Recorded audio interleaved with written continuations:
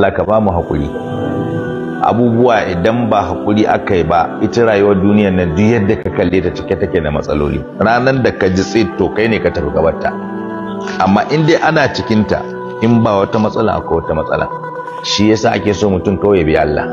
Allah shi ke sa dariya, shi ke sa kuka. In ka ga mai dariya, Allah ne ya so. In Allah bai so ba wallahi kowa sai ya yi kuka. Kuma da Allah zai kyale mu daidai da kiftawar ido kowa sai ya yi kuka. Saboda haka mutum ya dage ya bi Allah tabaraka wa ta'ala fil manshat wal makrah. A lokacin mutum yana jin daɗi ko baka jin daɗi, kawai ka bauta ma Allah kawai.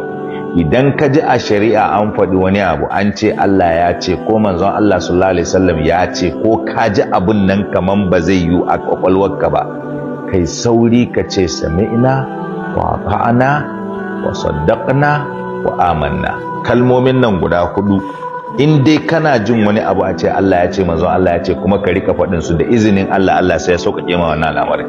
Maimaita su dan Borno.